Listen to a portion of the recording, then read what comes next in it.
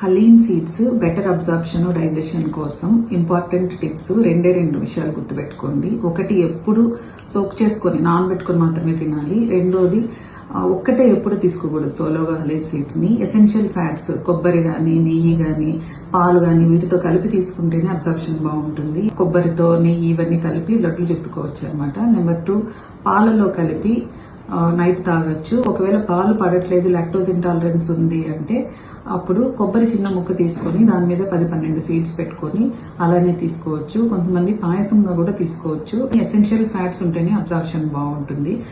Thyroid వాళ్ళ విషయానికి వస్తే హలీమ్ సీడ్స్ లో కూడా నైట్రోజన్స్ ఉంటాయి.